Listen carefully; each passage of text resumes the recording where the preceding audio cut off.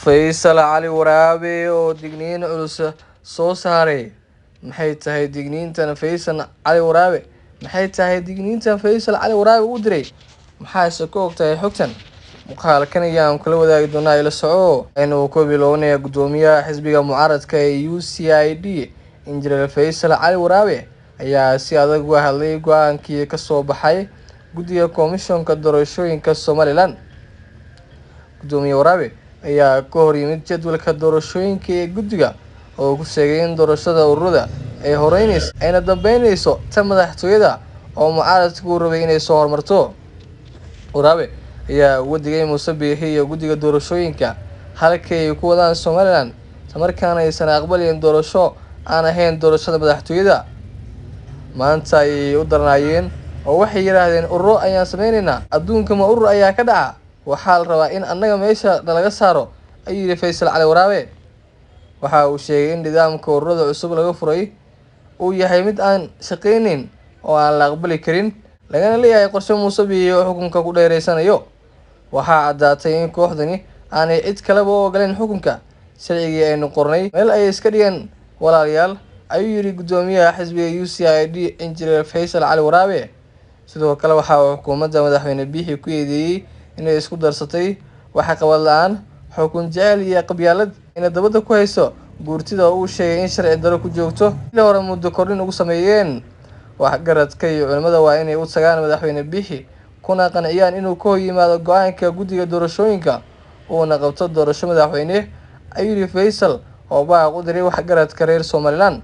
Arrimahan ayaa uga sii daraya xiisadda siyaasadeed ee ka taagneyd gudaha Somaliland, taasi oo salka ku haysay kala horeynta labada doorasho ee madaxtooyada iyo xisbiyada. Mucaaradka ayaa horey si adag uga hor yimid in la soo hormariyo doorashada xisbiyada, ayna tahay in marka hore loo dareero doorashada madaxtooyada, halka uu taasi beddelkeeda ay u ololeysay xukuumadda Muuse Biixi, taasi oo ugu dambeyntiina sida muuqata u meel martay. Madaxweyne Muuse Biixi ayaa wuxuu maxkamadda ku riixay inay soo hormariyaan doorashada ururada tan madaxtooyada dib loo dhigo, halka xisbiyada mucaaradka ay ugu doonayeen in midda madaxweynaha la soo hormariyo tan ururadana dib loo dhigo. Balse Injineer Faysal Cali Waraabe oo ah gudoomiyaha xisbiga UCID ayaa waxa uu sheegay in marnaba aynan aqbalin go'aankii ka soo baxay guddiga doorashooyinka, haatanna loo baahan yahay in la qabto doorasho madaxtooye maadaama Muuse Biixi Cabdi waqtigiisa u dhamaaday. Sidoo kalena ururadan leeyahay doorashooyinkooda ayaa la qabanayaana looga tanaasulo, balse waxa uu sheegay inaysan marnaba raalli ka ahayn inay soo hormarto doorashada ururada oo ay ansixiyeen guddiga doorashooyinka Somaliland. Muuse Biixi Cabdi ayaa waxay u ansixiyeen muddo kororsi oo ah inuu xilka sii haynayo, halka mucaaradka ay si weyn uga soo horjeesteen muddo kororsigaasi. Haatanna guddiga doorashooyinka ayaa iyaguna waxay soo saareen inay soo hormarayso doorashada ururada tan madaxweynaha ay dambeynayso. Waxa uu sheegay Faysal Cali Waraabe ayaa si toos ah u weeraray madaxweyne Muuse Biixi Cabdi, isagoo sheegay inuu xukun jecel iyo isku darsaday wax qabad la'aan, haatan loo baahan yahay in Somaliland iyo waxgaradkeeda ay u tagaan Muuse Biixi, sidoo kalena ay ku qanciyaan inuu qabto doorashada madaxtooyada.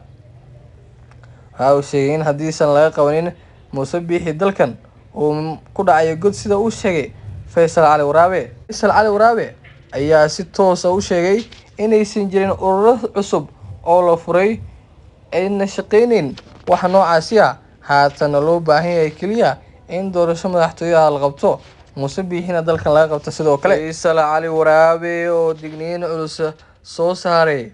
Maxay tahay digniintan Faysal Cali Waraabe? Maxay tahay digniintan Faysal Cali Waraabe u diray?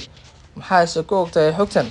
Muuqaalkan ayaan kula wadaagi doonaa ila soco inuu ku bilownay gudoomiyaha xisbiga mucaaradka ee UCID Injineer Faysal Cali Waraabe ayaa si adag uga hadlay go'aankii ka soo baxay guddiga komishanka doorashooyinka Somaliland.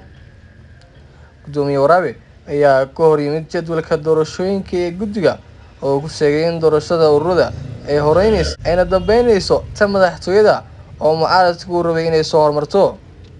Waraabe ayaa uga digay Muuse Biixi iyo guddiga doorashooyinka halkii ay ku wadaan Somaliland markaana aysan aqbalin doorasho aan ahayn doorashada madaxtooyada.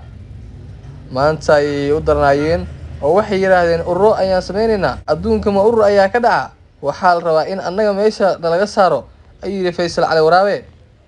waxa uu sheegay in nidaamka ururada cusub laga furay uu yahay mid aan shaqeynin oo aan la aqbali karin lagana leeyahay qorshe Muuse Biixi oo xukunka ku dheereysanayo.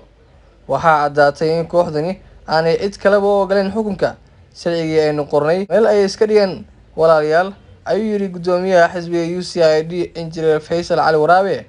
sidoo kale waxa uu xukuumadda madaxweyne Biixi ku eedeeyay inay isku darsatay waxa qabad la'aan xukun jecel iyo qabyaalad inay dabada ku hayso guurtida oo uu sheegay in sharci daro ku joogto ilaa hore muddo kordhin ugu sameeyeen. waxgaradka iyo culimada waa inay u tagaan madaxweyne Biixi kuna qanciyaan inuu ka yimaado go'aanka guddiga doorashooyinka uuna qabto doorasho madaxweyne ayuu yiri Faysal oo baaq u diray waxgaradka reer Somaliland. mahana ayaa uga sii daraya xiisadda siyaasadeed ee ka taagneed gudaha Somaliland taasi oo salka ku haysay kala horeynta labada doorasho ee madaxtooyada iyo xisbiyada. mucaaradka ayaa horey si adag uga hor yimid in la soo hormariyo doorashada xisbiyada ayna tahay in marka hore loo dareero doorashada madaxtooyada halka uu taasi beddelkeeda ay u ololeynaysay xukuumadda Muuse Biixi taasi oo ugu dambeyntiina sida muuqata u meel martay. madaxweyne Muuse Biixi ayaa wuxuu maxkamadda ku riixay inay soo hormariyaan doorashada ururada tan madaxtooyada dib loo dhigo halka xisbiyada mucaaradka ay ugu doonayeen in midda madaxweynaha la soo hormariyo tan ururadana dib loo dhigo. balse Injineer Faysal Cali Waraabe oo ah gudoomiyaha xisbiga UCID ayaa waxa uu sheegay in marnaba ayna aqbalin go'aankii ka soo baxay guddiga doorashooyinka haatanna loo baahan yahay in la qabto doorasho madaxtooye maadaama Muuse Biixi Cabdi waqtigiisa uu dhamaaday. sidoo kalena ururadan leeyahay doorashooyinkooda ayaa la qabanayaana looga tanaasulo balse waxa uu sheegay inaysan marnaba raali ka ahayn inay soo hormarto doorashada ururada oo ay ansixiyeen guddiga doorashooyinka Somaliland. Muuse Biixi Cabdi ayaa waxay u ansixiyeen muddo kororsi oo ah inuu xilka sii haynayo halka mucaaradka ay si weyn uga soo horjeesteen muddo kororsigaasi. haatanna guddiga doorashooyinka ayaa iyaguna waxay soo saareen inay soo hormarayso doorashada ururada tan madaxweynaha ay dambeynayso. waxa uu sheegay Faysal Cali Waraabe ayaa si toos ah u weeraray madaxweyne Muuse Biixi Cabdi isagoo sheegay inuu xukun jecel iyo isku darsaday wax qabad la'aan haatan loo baahan yahay in Somaliland iyo waxgaradkeeda ay u tagaan Muuse Biixi sidoo kalena ay ku qanciyaan inuu qabto doorashada madaxtooyada. waxa uu sheegay in haddiisan laga qabanin Muuse Biixi dalkan uu ku dhacayo god sida uu sheegay Faysal Cali Waraabe. Faysal Cali Waraabe ayaa si toos ah u sheegay inaysan jirin ururo cusub oo la furay ayna shaqeynin wax noocaasi ah haatan loo baahan yahay kaliya in doorasho madaxtooyada la qabto Muuse Biixina dalkan laga qabto sidoo kale.